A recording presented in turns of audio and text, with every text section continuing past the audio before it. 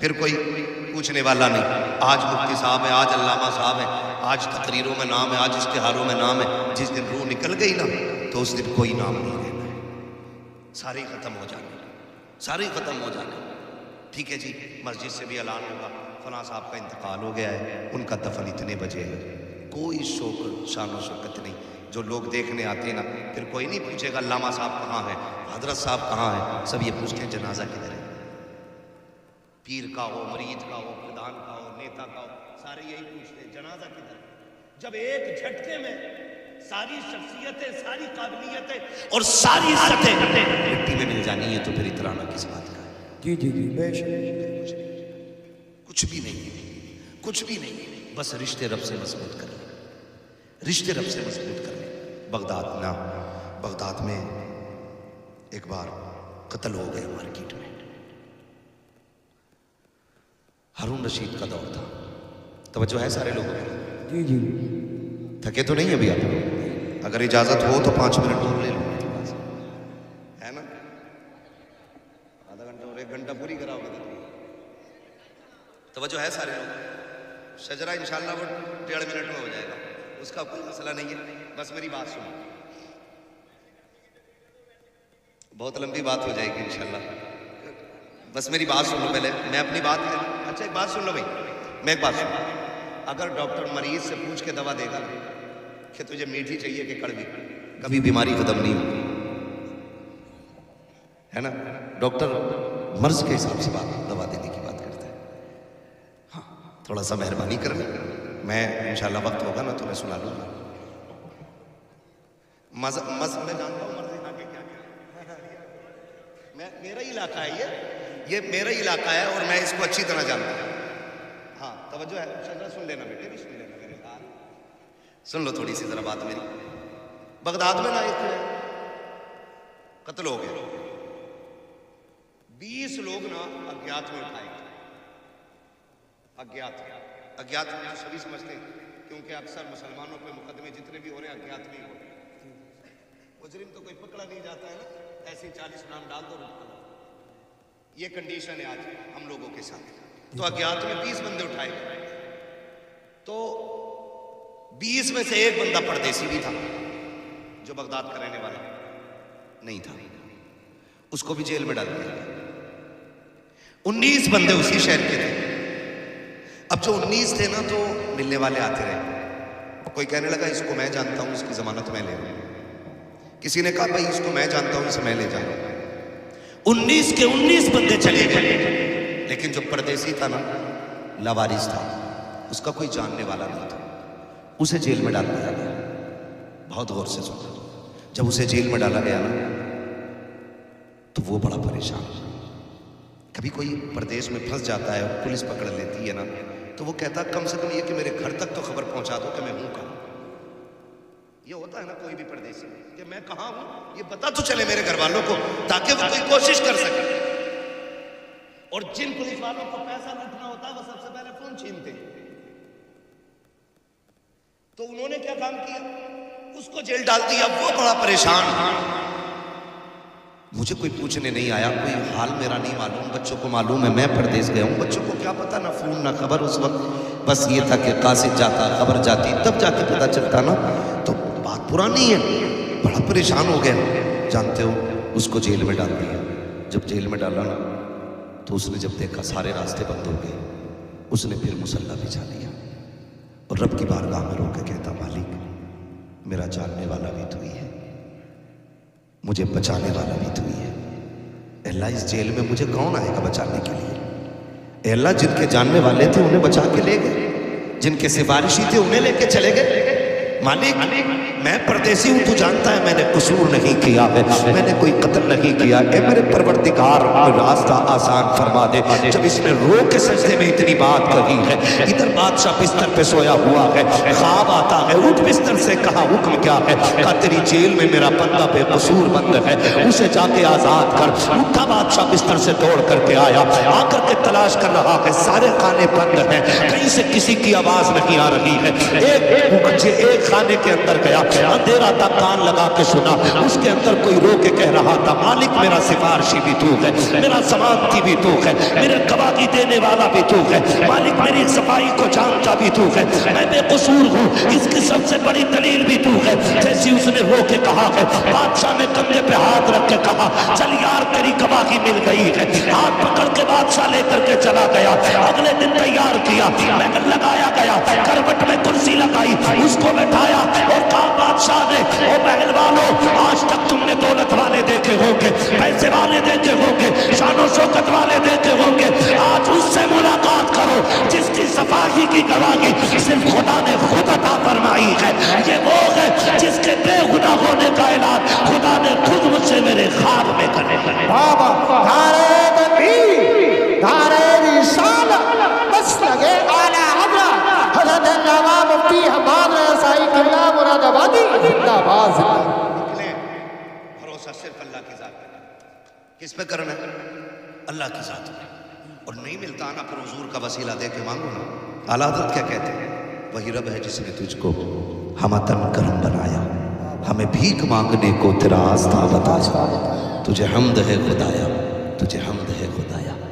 ہاں مجھے اس ٹاپک پہ بات نہیں کرنی ہے، مسئلہ کہ اعلیٰ حضرت کیا ہے اور اعلیٰ حضرت کیا ہے۔ ہمارے علاقے کا بچہ اعلیٰ حضرت کو جانتا ہے، ہاں اعلیٰ حضرت کو جانتا ہے۔ بس بہت غور سے سننے بات، اللہ پہ بھروسہ رکھیں اور ان چیزوں سے بالکل حرام چیزیں بالکل بین کریں۔ یہ عہد کر لو جب بھی کھائیں گے حلال کھائیں گے انشاءاللہ، انشاءاللہ وعدہ کرتے ہیں انشاءاللہ، انشاءاللہ حلال کھائیں گے انشاءاللہ، بچیں گے حرام سے انشاءاللہ۔ یاد رکھیے امام غزالی رحمۃ اللہ تعالیٰ علیہ سے کسی نے کہا تھا حضور دعائیں کب قبول ہوتی ہیں؟ تو امام غزالی نے کہا تھا دو کام کرو، نمبر ایک جب بھی بولو سچ بولو، اور جب بھی کھانا حلال کھانا۔ زبان تیری کھلے گی، مقبولیت کی ضمانت خدا نازل فرما دے گا۔ بے شک یہ دو کام کرنے، یہ دو کام کرنے، ہمیں اپنے رب سے یہ عہد کرنا مالک جب بھی کھلانا حلال کھلانا، اس دن مار دینا جس دن حرام کھانے پہ نوبت آ جائے۔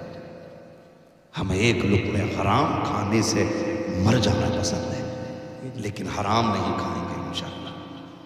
ہاں کرتے انشاءاللہ بات، بچیں گے انشاءاللہ۔ حرام میں بہت ساری چیزیں آتی ہیں، مفتی صاحب اللہ تشریف فرمائیں، بہت ساری چیزیں فردن آپ کو بتا دیں گے، کبھی فرصت میں پوچھیں گے۔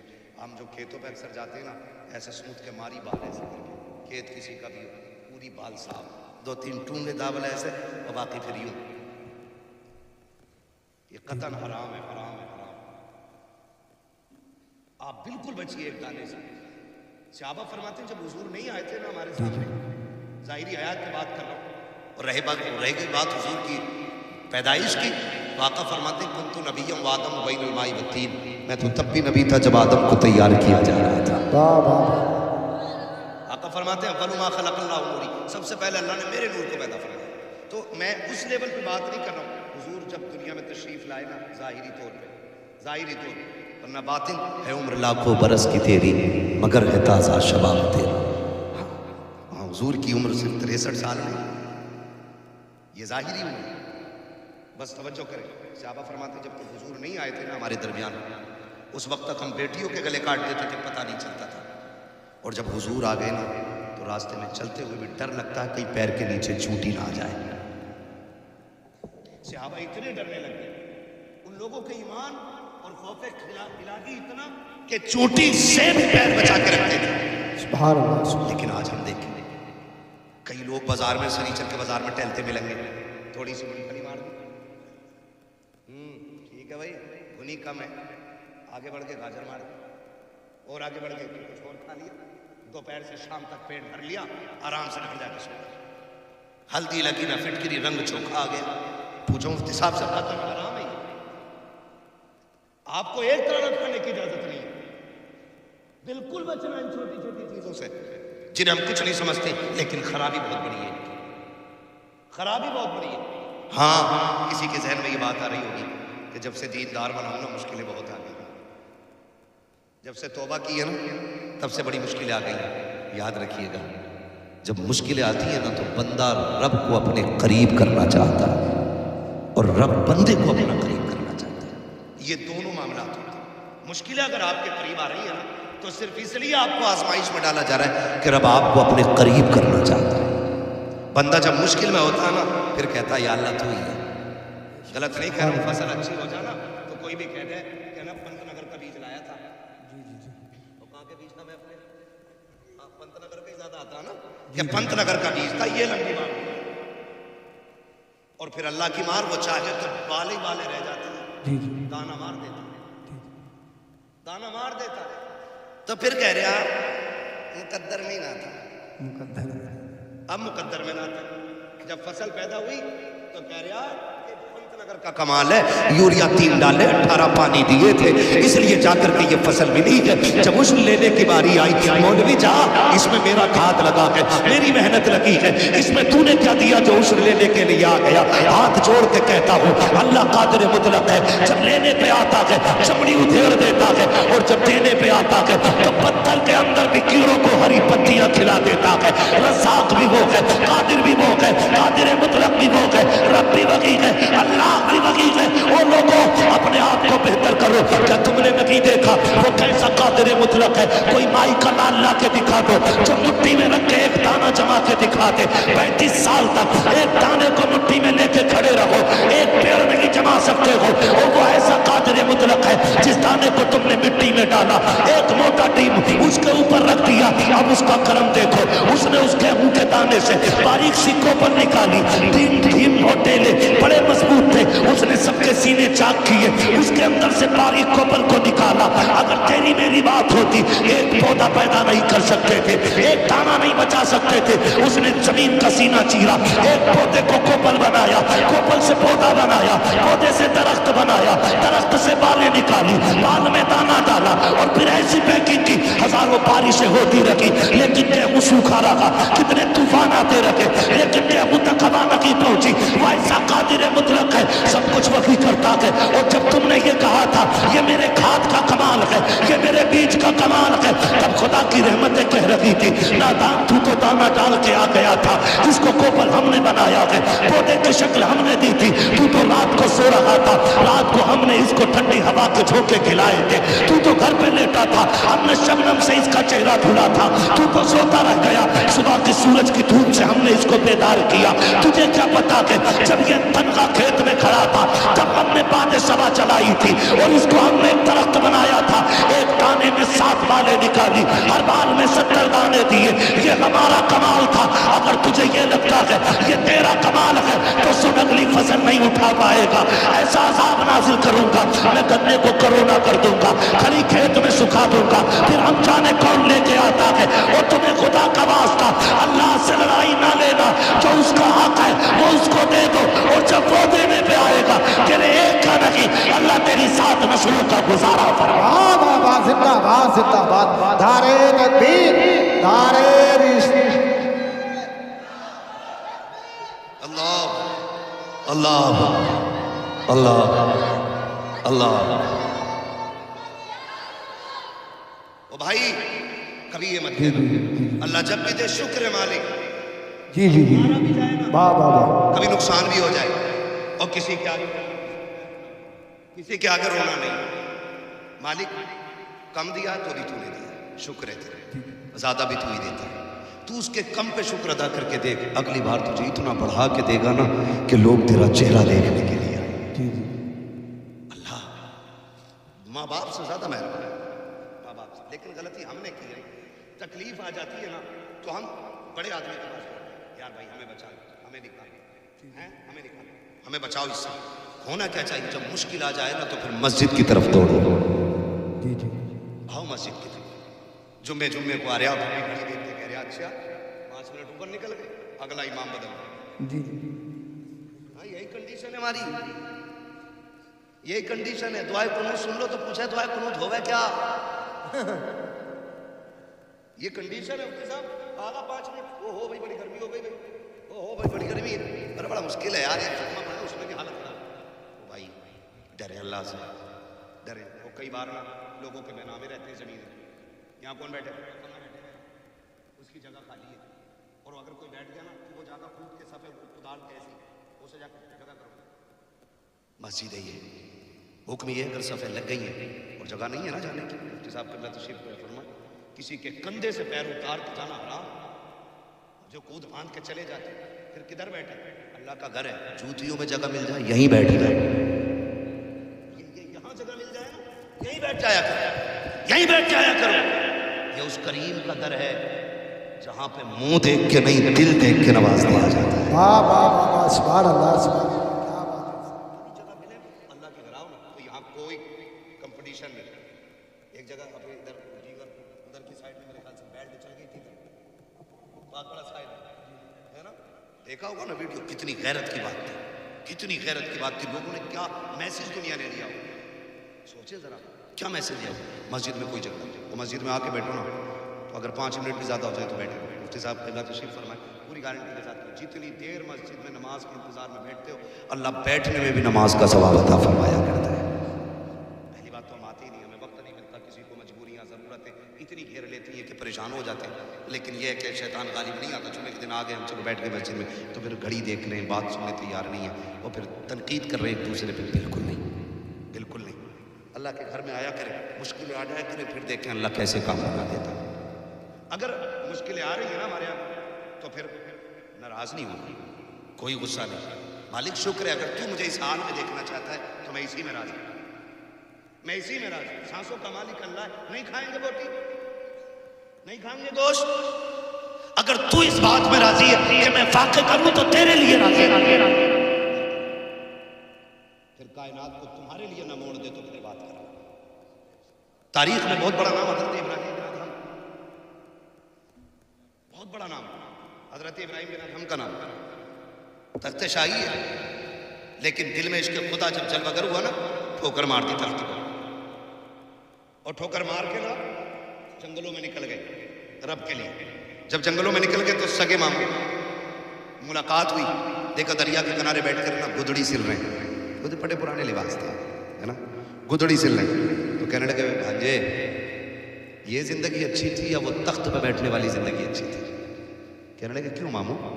کہنے لگے وہ کتنا اچھا دور تھا کہ ہیرے جواہرات تو تمہارے تاج میں لگے ہوئے تھے, اور سینکڑوں لوگ ہاتھ باندھے آگے پیچھے کھڑے رہتے تھے, تمہارے اشارے کی دیر تھی, اور اب دیکھو اپنے ہاتھ سے کپڑے سل رہے ہو. کیا پایا آخر آپ نے وہ تخت چھوڑ کے؟ جب اتنی بات سنی نا تو سوئی تھی دریا میں پھینک دی. ماموں نے کہا بھانجے ایک سوئی تھی وہ بھی پھینک دی, اب کپڑے کیسے سلو گے؟ تو آپ نے فرمایا اچھا. آپ نے آواز دی مچھلیوں میری سوئی لے کے آؤ. تو جتنی مچھلیاں تھیں نا ساری کنارے پہ آ گئی, اور سب کے منہ میں سونے کی سوئیاں موجود تھیں.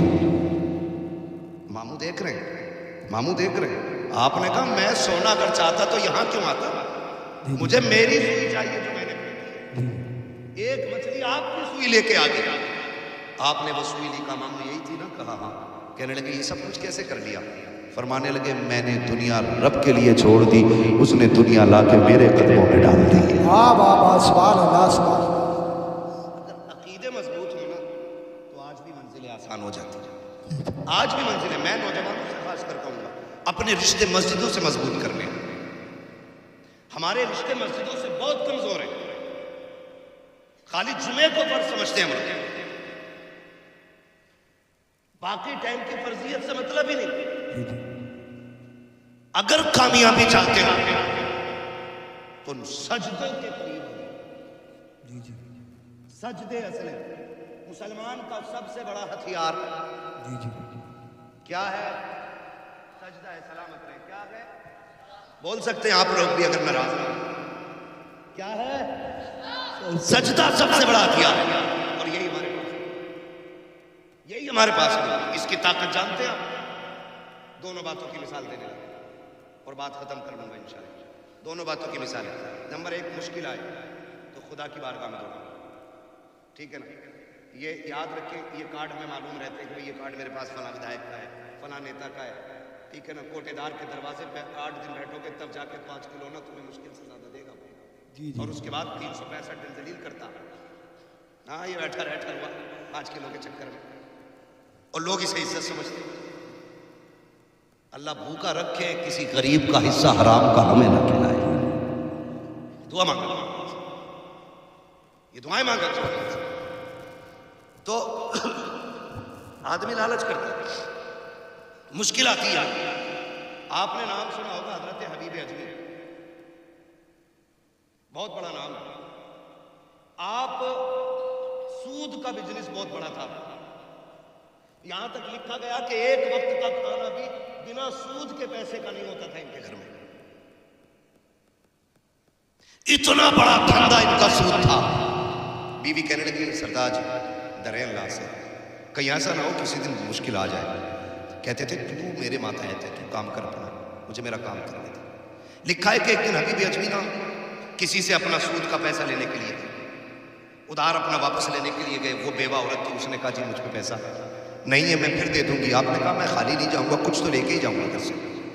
اس کے گھر میں آپ نظر ڈالنے لگے نا تو ایک کپڑے میں لپٹا ہوا گوشت کا ٹکڑا رکھا ہوا تھا. آپ نے نا وہ دیکھا تو اس میں گوشت، اور جب لے کے چلنے لگے نا تو بیوہ عورت چیخ پڑی. اس نے کہا حبیب میرے بچے یتیم ہیں، بہت زمانے سے میرے بچوں نے گوشت نہیں کھایا. بچے کہہ رہے تھے امی کبھی ہمیں بھی کھلانا گوشت کیسا. حبیب بڑی مشکل سے یہ ٹکڑا ملا ہے گوشت کا، خدا کے واسطے یہ تو چھوڑ کے چلا جا. فرمانے لگے چل چھوڑ. دھکا دیا اور لے کے آ گئے. بیوی سے کہا اس کو بنا. بیوی نے ہانڈی بننے کے لیے رکھی. کہنے لگے میں نہانے جا رہا ہوں. جب نہا کے واپس آئے عورت کی چیخ نکل گئی. کہا کیا ہوا؟ کہا میں کہتی نہیں تھی اللہ کا عذاب آ جائے گا. حبیب آج عذاب آ گیا. کہا کیا ہوا؟ کہا جو گوشت بننے رکھا تھا نا آج ہانڈی میں سارا خون بن گیا ہے. اگر وہ رسی کو ڈھیل دے رہا ہے نا تو یہ مت سمجھنا کہ اللہ بڑا مہربان ہے، ہمیں چھوڑ رکھا ہے، ہم پہ مہربان نہیں. کبھی کبھی رسیاں اس لیے بھی ڈھیلی رکھی جاتی ہیں کہ کل کتنا کرے گا، جب میں پکڑوں گا پھر کوئی بچانے والا نہیں. یہ بھی یاد رکھیں. حبیب آج خون کا، آج کھانے کا خون بن گیا. حبیب اجمی نے دیکھا چیخ نکل گئی. کعب کے در کعب توبہ کر لیا. حبیب اجمی نکلے توبہ کے لیے. بات لمبی ہوگی تفصیل سے بتاؤں. آخر کار توبہ کر لیا آپ نے، اور جب توبہ کر لی نا تو پوری زندگی چونکہ پیاز کا پیسہ تھا، کوئی اور بزنس نہیں تھا، اب گھر میں فاقے ہونے لگے. دقت آ گئی. بچیاں جوان تھی. ایک دن بیوی شریک حیات کہنے لگی میرے سرتاج. کہا جی. کا بات یہ ہے کئی دن کا فاقہ ہو گیا ہے، بچیاں جوان ہیں، کیا جائے، بچیوں کی بھوک نہیں دیکھی جاتی ہے. کہا پھر کہا جا کے کوئی مزدوری تو کر لو. حبیب کہتے کون مجھے کام دے گا؟ دیکھ میرے بال سفید ہو گئے، کمر جھک گئی ہے، کون مجھے کام کے لیے رکھے گا؟ نکلنا رب کا نام لے کے، جب نکلے گا کوئی نہ کوئی رب انتظام کر دے گا. حبیب اجمی نے گھر سے تھیلا لیا اور منڈی کی طرف جانے لگے جہاں مزدور کھڑے ہوتے تھے. اور جب منڈی کی طرف جانے لگے گھر سے نکلے. بیوی نے کہا حبیب ٹھہرو تو سکی. بیوی نے کہا ٹھہریے. کہا اب کیا بات ہے؟ اس نے کہا ایاک والحرام، خبردار خالی لوٹ آنا، لیکن حرام کا ملے تو آج بھی لقمہ نہ لے کے آنا. ہم اور بچوں کو ایک دو دن فاقے سے پال لیں گے، لیکن حرام کا ایک لقمہ مت لے کے آنا. اتنا سنا حبیب آنکھوں میں آنسو لے کے منڈی میں آ گئے. آ کے منڈی میں کھڑے ہو جاتے ہیں. لوگ آئے، سب نے طاقتور جوان مزدوروں کو لیا، لے کے جانے لگے. حبیب آگے بڑھے. کوئی مجھے کیوں نہیں لے کے جا رہا ہے؟ آپ کہتے مجھے بھی لے چلو. ایک نوجوان نے کہا پڑھ دیا کیا کرو گے تم؟ تمہاری عمر تو دیکھو اور پھر کام دیکھو. منڈی میں آ کے کھڑے ہوئے کیا کر پاؤ گے؟ آپ کہتے ہیں سن، اگر میں آرام کرنے کی استھتی میں ہوتا تو بازار میں آ کے نہ بکتا. اگر مجبوری نہ ہوتی تو میں یہاں منڈی میں آ کے کھڑا نہ ہوتا. مجھے لے چل، 10-20 روپے کم دے دینا. اس نے کہا جائیے آپ کام کے لائق نہیں ہے. اللہ اکبر. اتنا سنا حبیب اجمی کی آنکھ میں آنسو آ گئے. بندہ چلا گیا. آپ منڈی میں کھڑے رہے. سورج چڑھتے چڑھتے جب سر کے قریب آ گیا آپ نے سائے کو دیکھا. جب سایہ تو میرے برابر ہو چکا ہے. آپ پریشان ہیں جائیں تو کہاں جائیں. گھر جاتے ہیں تو وہ جو تھیلا امید پہ لے کے گھر سے آئے تھے وہ آپ کو واپس نہیں جانے دیتا ہے. پھر سوچا کدھر جائیں. سامنے مسجد کا دروازہ نظر آیا. آپ نے دوڑ لگائی، مسجد میں گئے، وضو کیا، 2 رکعت نماز ادا کی ہے. اور پھر رو کے کہتے میرے پروردگار یہ دنیا والے مجھے کام کے لائق نہیں سمجھتے ہیں، انہوں نے مجھے ٹھکرا دیا ہے. اے میرے پروردگار میں نے توبہ کر لی ہے، میں کبھی حرام بچوں کو نہیں کھلاؤں گا. میرے مالک یہ تو مجھ سے کام نہیں دے رہے ہیں. میں تیرے گھر میں آ گیا ہوں. اے اللہ میں تیرے گھر میں جھاڑو لگاؤں گا، میں تیرے گھر کی مزدوری کروں گا. میرے مالک اتنا دے دے کہ میرے بچوں کی بھوک کا انتظام ہو جائے.